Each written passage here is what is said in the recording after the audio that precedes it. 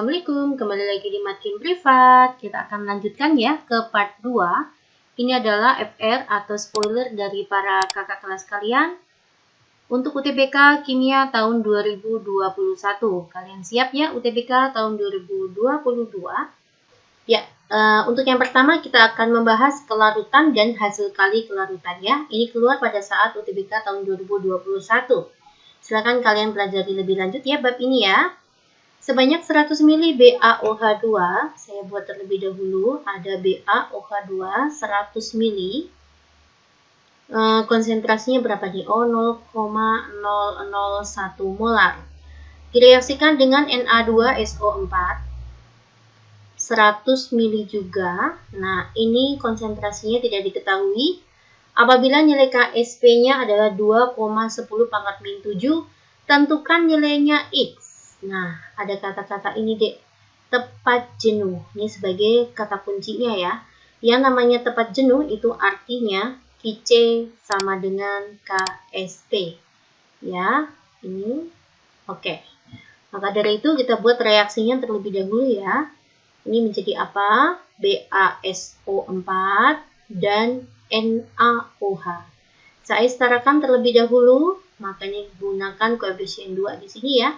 BA-nya 1, sudah setara semuanya. Oke, insya Allah sudah setara. Kita buat mula-mulanya ya. Ini mula-mulanya adalah berapa mol dek? 100 dikalikan 0,001 ya. Ini adalah 0,1 mol.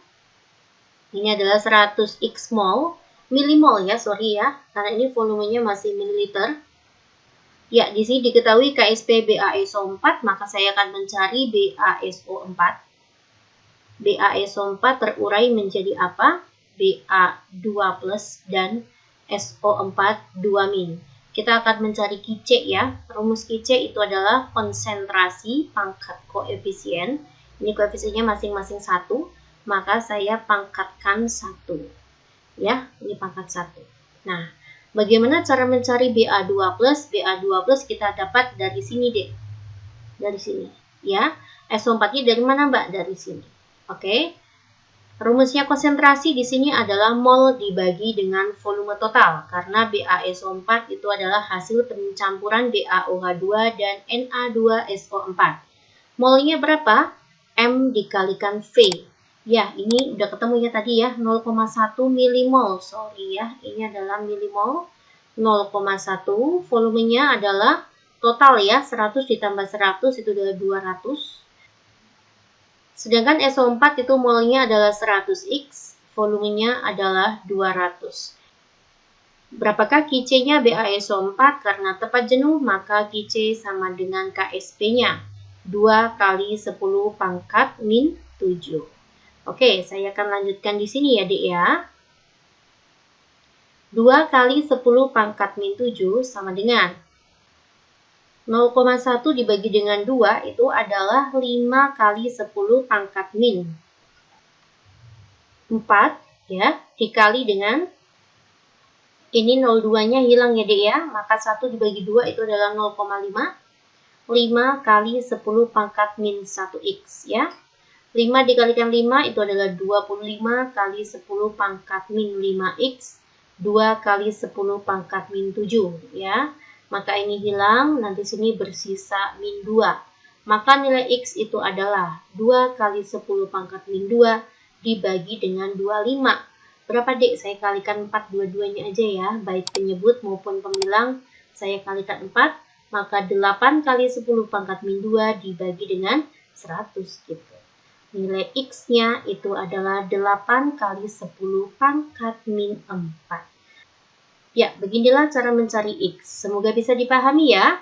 Oke, saya bisa melanjutkan. Kita akan masuk ke soal nomor 8. Pada soal nomor 8, ini tentang termokimia ya. Termokimia pada tahun 2021 itu tentang hukum Hess ya. Ini salah satu tipe soalnya. Dari ketiga reaksi di atas, tentukan hubungan yang tepat tentang PQR. Oke. Jika kalian bertemu dengan tipe soal seperti ini, bolehlah kalian percobaan yang ketiga ini sebagai hasilnya. Itu boleh deh. Berarti ini persamaan ke-1 dan persamaan kedua ini yang diketahui. Ya, saya akan buat ya. Hasil akhirnya itu adalah C ditambah dengan O2 menghasilkan CO2. Entalpinya itu adalah R. Ya, yang diketahui apa? Kita mintanya, yang diminta C berada di ruas kiri. Mana yang ada C? Ini ya, percobaan ke-1 ya. Itu ada C. Sudah ada di ruas kiri. Ya, mintanya koefisiennya 1 dan sini sudah ada 1. Maka percobaan ke-1 itu tetap. Nah, saya buat tetap ya, maka menjadi C ditambah dengan setengah O2 menghasilkan CO. Delta H-nya itu adalah P. Lanjut, kalian boleh menggunakan konsep CO2. CO2 mintanya di ruas kanan, gitu. Mana yang ada CO2? Oh, ini CO2. Di percobaan kedua. Sudah ada di kanan ya, maka percobaan kedua juga kita anggap tetap. Nggak usah kita balik, nggak usah kita kali, atau nggak usah kita bagi. Karena koefisien yang diketahui juga sudah sama dengan yang kita minta ya. Maka CO ditambah dengan setengah O2 menghasilkan CO2. Entalpinya karena tetap, maka tetap Q. Nah, kayak gini deh. Oke ya, kita buktikan. Ini kita bisa hilangkan. C setengah ditambah setengah itu adalah 1. Betul ya. Ini CO2, ini CO2. Nah, maka nanti hubungan yang tepat itu adalah R sama dengan P ditambah dengan Q. Ini hubungan yang tepat. Ya, apakah ada jawabannya? Ya, jawabannya itu adalah C. Begitu deh. Paham ya kalian ya? Semoga kalian bisa. Saya akan lanjutkan ke soal nomor 9. Ini bab tentang kesetimbangan kimia ya. Pada saat itu ditanya adalah Kp. Saya akan coba soalnya seperti ini. Gambarannya diketahui ada 2 NH3 menghasilkan N2 dan 3H2. Volumenya 3 liter, 5 mol gas amoniak. Berarti saya masukkan mula-mula reaksi setimbang. Awalnya amoniaknya itu adalah 5 mol. Ya. Setelah mencapai kesetimbangan, amoniak terurai 40%. Ini adalah alfa. Rumusnya alfa itu adalah mol reaksi dibagi dengan mula-mula, mol mula-mula, begitu ya. Alfanya 0,4, yang bereaksi itu tidak tahu, mula-mulanya 5 mol. Maka nanti yang bereaksi ketemu 5 dikalikan 4 itu 20 ya. Maka 2 mol. Ini yang bereaksi berarti ketemu 2 mol deh. Nah, dalam keadaan mula-mula, produk itu belum ada apa-apa. Nah, reaktan itu berkurang selalu seperti ini ya. Produk itu bertambah. 5 dikurangi 2 itu adalah 3 mol. Lalu ini sebagai patokannya ya, untuk mencari sisi produk. Maka N2 itu berapa mol, Mbak? N2-nya, ini kita gunakan koefisien, jangan lupa 1/2 dikalikan 2. Maka sini plus 1 mol, maka H2-nya sama aja. 3/2 kalikan 2 plus 3 mol. Saya masukkan sini 3, saya masukkan sini 1. Yang ditanya itu adalah Kp ya. Jika diketahui tekanan totalnya adalah 3,5 atm. Oke. Bagaimana cara mencari Kp?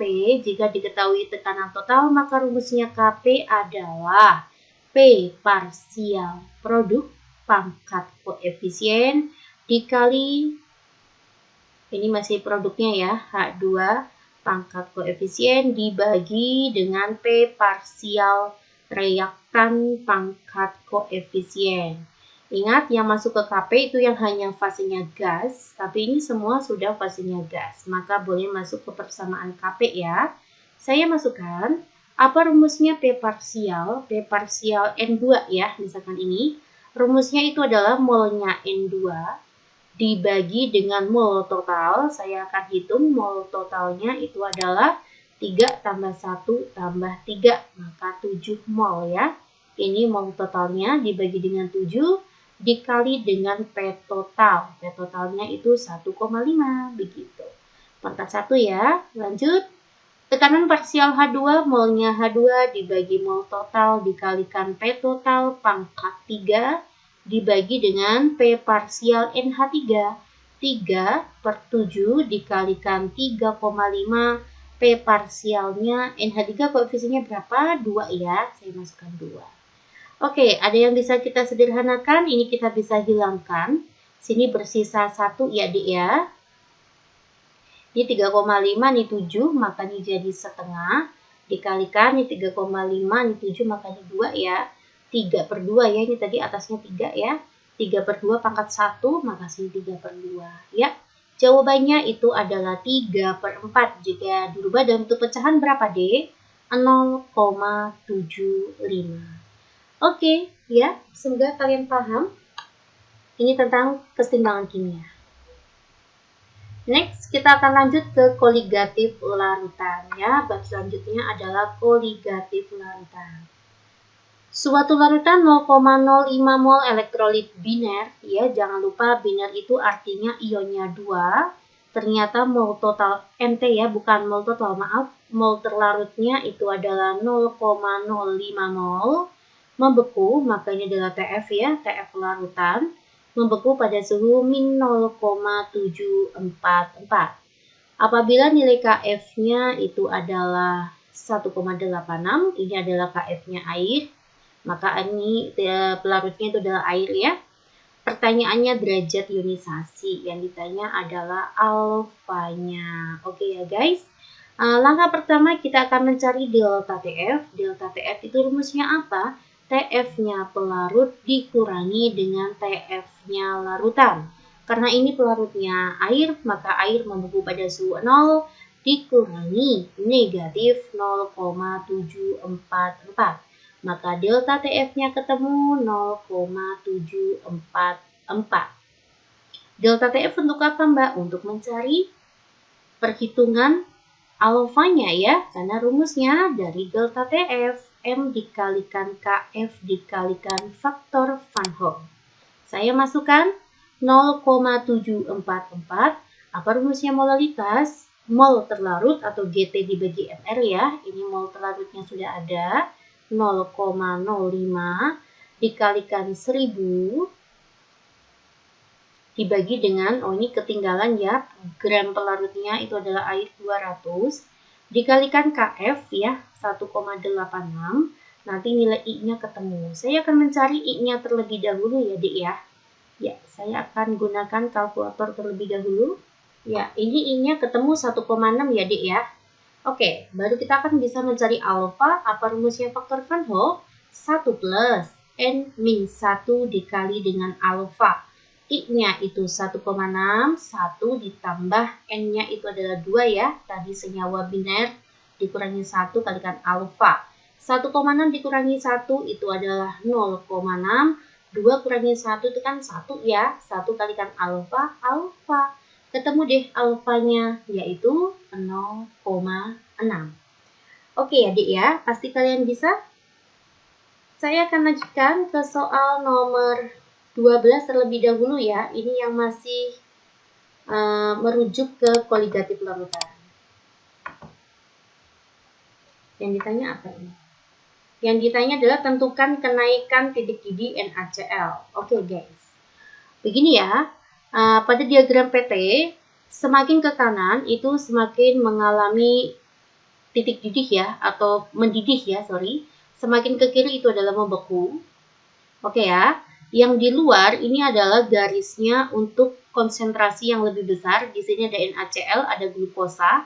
NaCl ini adalah larutan elektrolit ya, maka ini konsentrasinya lebih besar karena memiliki alfanya itu 1 ya, maka nanti I-nya adalah 2, NaCl itu ionnya 2, sedangkan glukosa tidak terion, ini adalah non-elektrolit. Berarti yang bagian luar atau saya buat garis biru itu punyanya NaCl ya. Semakin keluar itu konsentrasinya lebih besar. Maka saya buat yang garis merah ya. Ini punyanya gula. Nah, glukosa maaf. Ini punyanya glukosa. Nah, untuk yang garis hitam ini punyanya air ya, pelarut itu selalu di dalam. Yang ditanya kenaikan titik didih. Ya, kenaikan titik didih NaCl. Apa itu rumusnya? Delta TB itu rumusnya adalah TBL dikurangi dengan TBP. Nah, maka selisih titik didih larutan dikurangi dengan pelarut. Larutannya siapa? Larutannya NaCl. NaCl titik didihnya mana? Ini titik didihnya, yaitu I. Ya. Terus pelarutnya siapa? Pelarutnya tuh air. Air ini D. Ya. Maka selisih antara DI itulah delta TB NaCl. Oke ya guys, ya jawabannya itu adalah B. Paham ya? Ya, saya akan lanjutkan ke soal nomor 11. Biar nanti kalian runtun ya. Tadi koligatif terlewat ini, harusnya habis nomor 10 langsung nomor 12 ini ya. Nah, kita akan masuk ke bab penyangga. Ya, penyangga ini pada tahun 2021 keluar ya, Dek ya. Ini sering banget keluar ini. Kalau untuk soal UTBK kimia, bab penyangga. Ya, bagaimana ini? Yang ditanya adalah berapakah pH penyangga setelah ditambah dengan NaOH. Oke, perhatikan ada CH3COOH 0,2 mol. Direaksikan dengan CH3COONa 0,1 mol ya, ternyata pH-nya itu adalah 5 min log 2 dengan nilai Ka-nya 1 kali 10 pangkat min 5. Setelah itu ditambah dengan NaOH. Nah, kayak gini guys. Ini apa sih? Asam asetat itu adalah asam lemah ya. CH3CONa itu adalah garam. Asam lemah dengan garamnya atau asam lemah dengan basa konjugasinya, ini sudah dikatakan penyangga. Nah, berarti mereka sudah membentuk penyangga nih. Tetapi setelah itu ditambah apa, Mbak? Ditambah dengan NaOH. Ya, ini penyangga apa? Penyangga asam. Jika suatu penyangga asam ditambah dengan basa, maka nanti yang bereaksi adalah asamnya. Ini ya. Karena yang bereaksi dengan basa itu jelas asamnya. Maka reaksinya seperti ini deh. Ada CH3COOH, NaOH ya, ditambah dengan NaOH menghasilkan CH3COONa plus H2O ya. Awalnya sudah terbentuk 0,2 mol, CH3CONa-nya itu 0,1 mol, ternyata ditambah dengan NaOH itu 0,1 mol ya. Saya masukkan di sini. Oke, ini adalah mula-mula reaksi sisa. Nah, di sini siapa pembatasnya? Pembatas itu adalah yang habis bereaksi ya. Otomatis 0,1 habis. Maka saya kurangi 0,1. Lalu ini juga berkurang 0,1 ya. Ini bertambah 0,1. Ini 0,2, ini 0,1. Ini bersisa asam lemah dengan garamnya, ya, sama-sama membentuk penyangga asam, cuma ditambah NaOH. Oke, ya, sekarang saya akan masukkan rumus untuk penyangga asam. H+ sama dengan Ka, dikalikan mol asam lemah, di sini adalah CH3COOH, dibagi dengan mol basa konjugasinya ya. Basa konjugasinya itu adalah CH3COO-. Saya masukkan di sini, Ka-nya itu berapa? Ka-nya 10 pangkat min 5. Dikali dengan mol asam asetatnya 0,1 dibagi dengan mol basa konjugasinya 0,2 ya, maka menjadi 0,5 kali 10 pangkat min 5 atau 5 kali 10 pangkat min 6. Oleh karena itu pH-nya ketemu ya, jawabannya adalah 6 min log 5 ya. Inilah pH setelah ditambah dengan NaOH. Oke ya guys. Semoga kalian semuanya paham, bisa dimengerti. Jika ingin mengulang, silakan. Semangat belajarnya. Saya akan lanjut ke spoiler selanjutnya ya. Nah, ini pada saat itu keluarlah redox. Redox kalian pasti bisa ya. Yang ditanya adalah setengah reaksi. Setengah reaksi itu bisa berupa oksidasi, bisa berupa reduksi. Oleh karena itu kita harus tahu dulu ya, mana yang mengalami reduksi dan mana yang mengalami oksidasi. Masih ingat? Reduksi itu yang biloxnya turun, kalau oksidasi biloxnya naik. Saya buat di sini ya, maka Mn otomatis ke Mn ya. Oh, ini N-nya kecil harusnya. Mn ke Mn ya. Oke, di sini Mn-nya berapa? Kita cari dulu ya. Di dalam Feynman 4, O itu adalah min 2 kalikan 4 itu min 8. K itu golongan 1, maka plus 1. maka Mn-nya ini adalah plus 7. Ya, ini biloxnya 7 berubah menjadi berapa, Mbak? Saya buat di sini ya. SO4 itu adalah min 2, maka Mn di sini adalah plus 2. 7 kedua mengalami apa, Mbak? 7 kedua mengalami reduksi. Maka nanti setengah reaksi reduksinya itu adalah MnO4- menjadi Mn2+. Reduksi itu artinya menangkap elektron, 7 kedua itu turun 5 elektron. Artinya menangkap 5 elektron. Nanti tinggal kita setarakan ya. Oke, selanjutnya saya akan mencari perubahan di logsnya C. Perhatikan di sini. Nah, kayak gini ya. 2 kalikan min 2 itu min 4, maka sini jadinya plus 4 ya. Ini adalah min 8, ini adalah plus 2. Di sini adalah plus 6, tetapi C-nya ada 2 ya, maka plus 6 dibagi 2, maka plus 3. 3 ke 4 itu mengalami oksidasi, maka setengah reaksi oksidasinya itu adalah C2O4 2- menjadi CO2. Ya, dia biloxnya naik berapa, Mbak? Biloxnya 3 ke 4 itu naik 1. Tapi hati-hati, kita lihat dulu, di sini C-nya 2. Kok di sini C-nya cuma 1? Saya setarakan dulu, saya masukkan sini 2. Karena C yang terlibat 2, makanya juga saya kalikan 2. Nah, maka artinya oksidasinya melepas 2 elektron. Begitu guys, ya. Kita akan cek terlebih dahulu yang reaksinya seperti ini. Oke, mana nih? Poin A ya, MnO4- menjadi Mn2+, ada harapan nih benar. MnO4- menjadi MnO2, salah. Harusnya MnO4- menjadi Mn2+, ini salah. H2C2O4 menjadi CO2, betul ya. Ini H-nya boleh dilepas, boleh enggak ya. Ini berarti untuk poin C H-nya enggak dilepas, berarti saya masukkan sini H2. Nggak masalah, nanti tinggal kita setarakan ya. Ini berarti betul. CO2 menjadi H2CO3. Kebalik, harusnya H2CO4 menjadi CO2. Ya, karena ini kita menggunakan H, maka ini udah nggak ada ya, Di. Elektronnya hilang. Ini berarti salah. H2SO4 salah. Ya, berarti mana nih? A atau C? Nah, yang lebih tepat mana? Yang lebih tepat itu adalah C.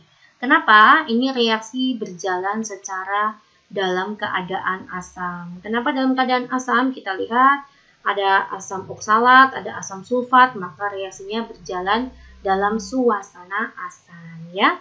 Tinggal kita setarakan saja. Saya geser di sini ya. Saya geser di sini. Di ruas kiri H-nya ada 2. Kalau di ruas kanan nggak punya H, maka H-nya saya juga harus masukkan 2. Ya, saya masukkan di sini, H plusnya juga saya masukkan 2. Oke, paham ya? Di ruas kiri, oksigennya ada berapa? Oksigennya ada 4. Di ruas kanan, oksigennya berapa? 2 kalikan 2 juga 4. Ruas kiri elektronnya berapa, Mbak? Ruas kiri elektronnya 0. Ya, karena ruas kiri itu senyawanya hanya H2C2O4. Maka ruas kanan elektronnya juga harus 0. Kita lihat. 2 kalikan plus 1 itu plus 2. Plus 2 ditambah 2 elektron itu juga 0. Iya, antara kiri dan kanan sudah setara ya. Maka jawaban yang tepat itu adalah C. Oke ya, semangat ya. Oke, ini adalah soal terakhir untuk part 2 ini ya. Kita akan bahas sel Volta. Pada saat itu yang ditanya adalah reaksi yang berjalan spontan jika diketahui beberapa potensial elektroda standar untuk beberapa logam. Oke ya. Agar kalian tidak menghitung, kalian bisa menggunakan konsep seperti ini.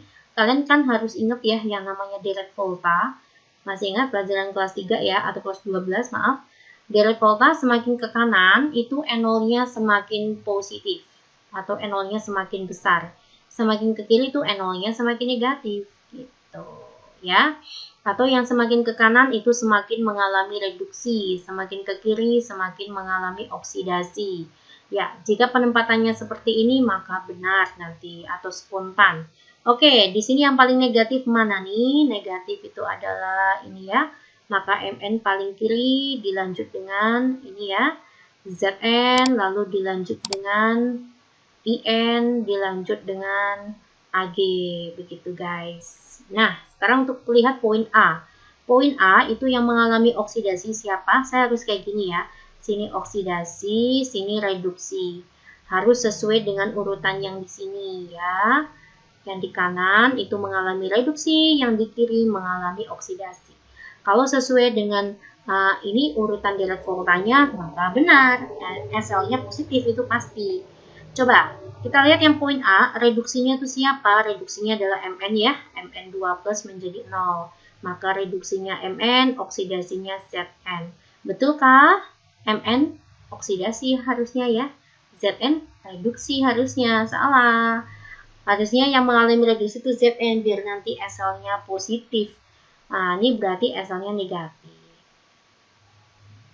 Karena tidak sesuai dengan yang kita minta ya. Harusnya yang mengalami reduksi itu adalah si Zn. Karena Zn lebih kanan ya daripada si Mn. Oke ya, paham ya? Sekarang coba kita buktikan. Berarti di sini kan SL itu adalah E reduksi dikurangi E oksidasi. Yang mengalami reduksi adalah Mn ya. Ini reduksi, ini oksidasinya. Mn-nya berapa mbak? Mn-nya ini D-1,2. Dikurangi Zn-nya berapa mbak? Zn-nya ini dikurangi min 0,76. Ya kan? SL-nya negatif. Oke? Yang ditanya yang spontan, maka kita cari yang SL-nya positif. Oke, kita poin B, yang mengalami reduksi mana? Harusnya yang di kanan itu yang reduksi, sini oksidasi. Reduksinya mana? Reduksinya itu adalah IN. Ya, IN menjadi 3 jadi 0 ya, maka oksidasinya adalah Ag. Apakah sesuai dengan direct volta? IN apakah di kanannya Ag dalam direct volta? IN itu di kirinya Ag, salah, maka tidak spontan. Oke, yang ini, reduksinya siapa? Reduksinya adalah Mn ya, Mn2 plus jadi 0. Berarti apakah Mn di kanannya IN? Reduksi itu di kanan ya, ini.